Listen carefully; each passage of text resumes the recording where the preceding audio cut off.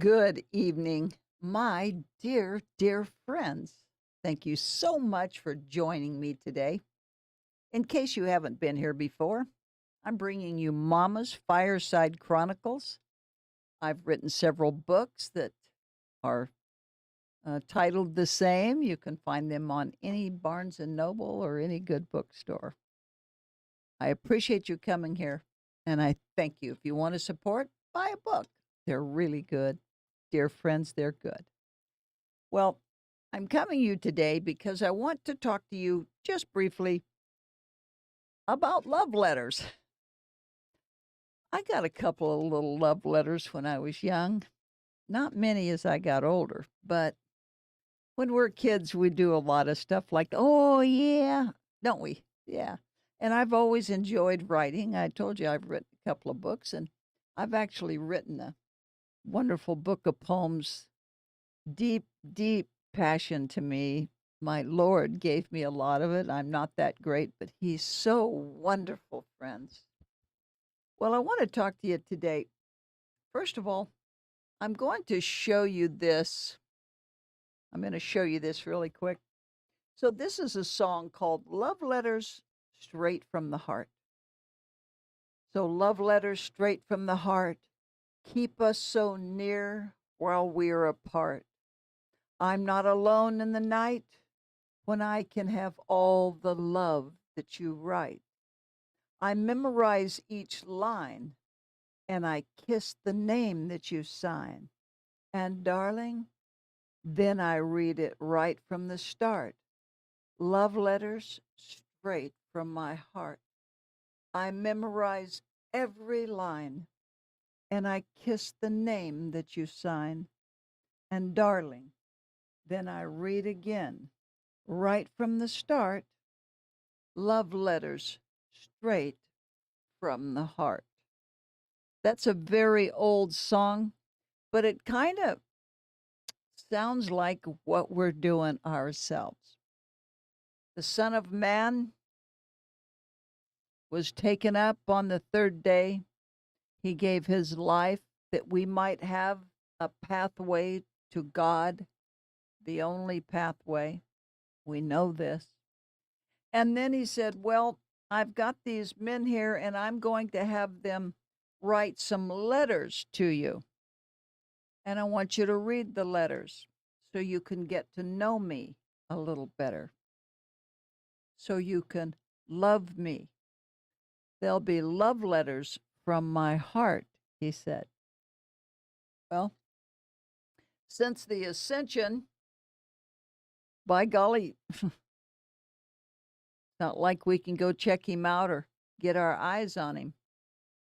No, we have to depend on our imagination and the words and the writings of other people. Well, I'm going to tell you a little story. There was a man in 1897, there was a play, and the play was Cyrano de Bergerac.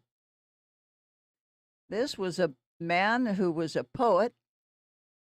He wrote rhymes. In fact, he wrote what's called the rhyming couplets, where there's 12 syllables, there's 2 lines and 12 syllables.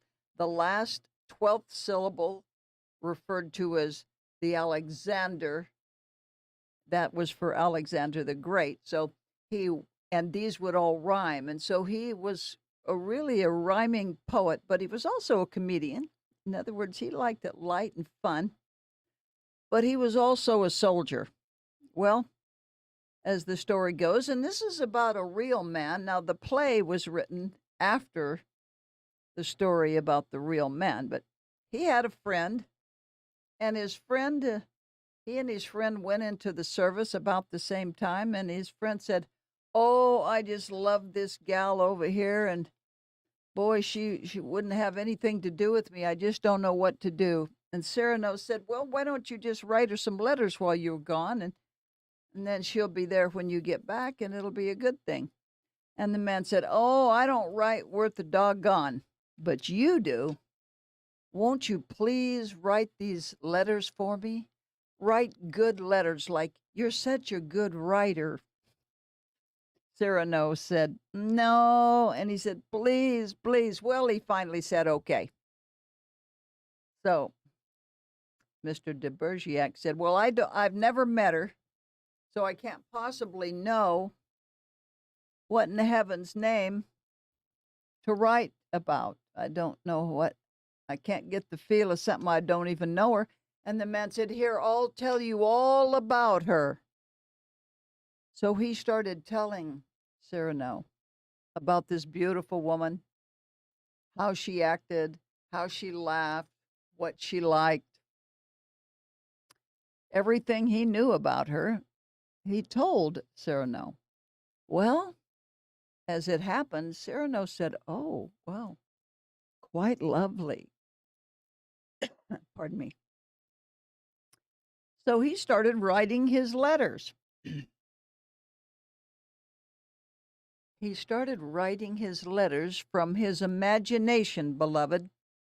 He took his imagination of this beautiful woman that he could see and wrote to her, wrote from his heart how he felt. And he let his imagination take him, oh, the depth of love. Well, she got the letters and she fell in love with him. She fell in love with the man she thought was responsible for the writing anyway. Okay? Well, as it came down the pike, the end of story, I'll let you figure that part out. I'll let you look up the story. But let me share with you, beloved, Jesus Christ is the one writing the love letter that is from his heart. Now, the verbiage may be from someone, but his heart. He's the one. He's the one, beloved. He's the one. Love letters straight from the heart. They'll keep us so near while we're apart. I'm not alone in the night when I can have all the love that you write. That should be our understanding, our philosophy, our dream, our imagination. The Lord wrote the love letters, beloved, just like Cyrano did. So Cyrano was a lovely man, not very handsome, but very lovely, excellent poet, and a good friend. Okay? You look this story up. Cyrano de Bergerac. The play was written in 1897. Oh, thank you, Jesus. And thank you, friends. Thank you so much for joining me. I can't tell you how much I appreciate it. Please, again, like, share, subscribe. I really, really appreciate it. Friends, it encourages me. Please, make a comment. Do something. Little bitty, okay? I really appreciate you.